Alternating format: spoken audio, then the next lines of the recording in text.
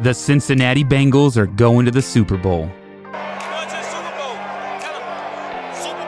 And this is a big deal. In the history of the franchise, they've never won the Super Bowl. In fact, it had been 31 years since they'd won a playoff game, the longest drought in all of professional sports.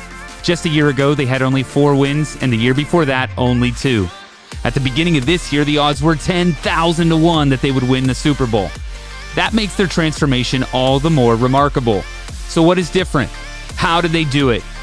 Today, we will unpack their story, specifically the AFC Championship game, and pull out the leadership lessons that we can learn and apply in our own teams, businesses, families, and organizations, helping you take your team to the next level. And I'll give you a hint. Leadership changes everything. My name is Mark Teiderman, and this is Leadership Lessons from the Cincinnati Bengals. Number 1, create a winning culture. The game did not start well for the Bengals. The Chiefs had scored touchdowns on their first 3 possessions of the game, and with 5 minutes to go in the second quarter, the Bengals found themselves down 18 points. Some would say an insurmountable deficit. Historically, Cincinnati has had a deeply rooted losing culture, one that believed no matter what the scoreboard said or how much time was left in the game, they would find a way to lose. But something is different about this team. Over the past 3 years, the Bengals changed their head coach and their starting quarterback. Zach Taylor and Joe Burrow have brought a fearless confidence in themselves and their team. This new leadership has created a deeply rooted winning culture. No matter what happens, that no matter what the scoreboard says, that they would find a way to win.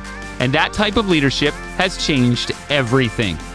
When they found themselves down, they didn't panic. They didn't quit. Instead, they stuck to the game plan and waited for a breakthrough to happen. And one did.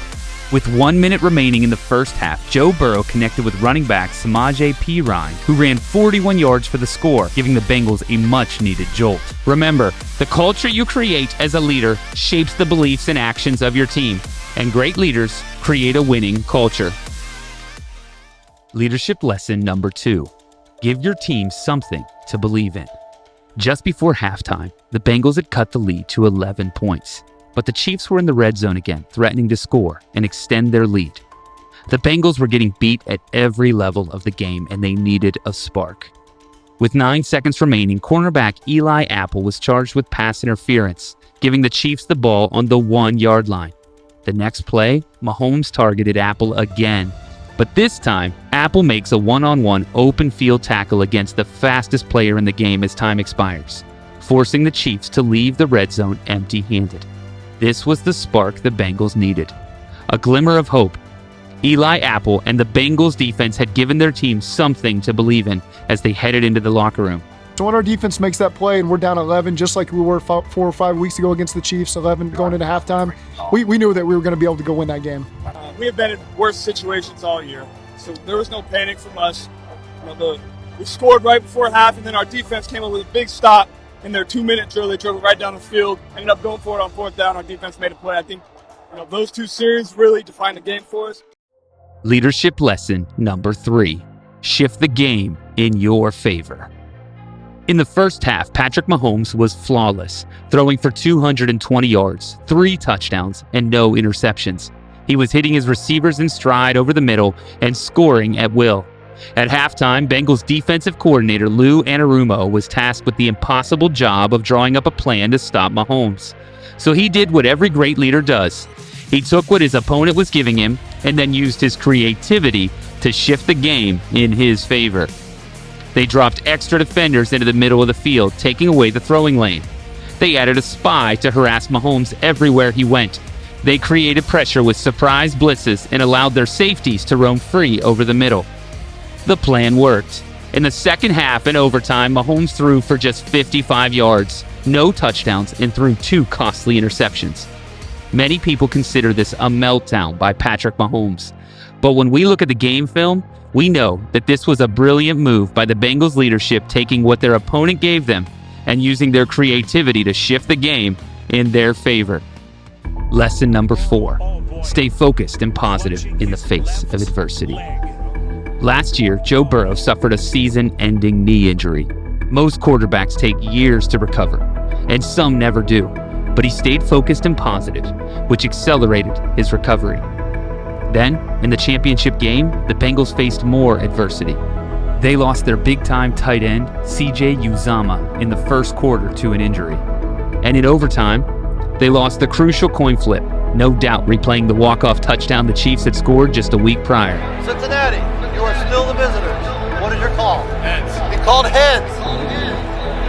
It is tails. Lesson number 5. Play without fear and finish the job. The Bengals had never stopped believing they could come back. They achieved a small victory, built momentum, shifted the game in their favor, and stayed focused through adversity. And then, it happened. An interception in overtime stemming from the roaming high safety they shifted to at halftime. The offense showed grit, stepped up, and made the plays they needed. And then, if Joe Burrow's swagger wasn't enough, along comes another kid with ice in his veins. Evan McPherson, the Bengals' rookie kicker, comes into the game with his own fearless confidence and finishes the job. And Cincinnati is heading to the Super Bowl. Every one of us faces moments when we're the underdog, when we need an upset or a comeback win, when the odds are stacked against us. And when that day comes, let us remember the Cincinnati Bengals and what they taught us in the 2022 AFC Championship game: to create a winning culture, to give our team something to believe in, to find a way to shift the game into our favor, to stay focused and positive even in the face of adversity, and to play without fear and finish the job. This is Mark Teiderman with the leadership lessons from the Cincinnati Bengals. I want to say thank you to the Cincinnati Bengals, to Zach Taylor, Joe Burrow, Evan McPherson, and every player and coach. And good luck at the big game. Because Zach, you said it best. We're not done yet. We've got a special team, and we've overcome a lot of deficits this year. We always believe in all three of our phases. Everyone stepped up, man.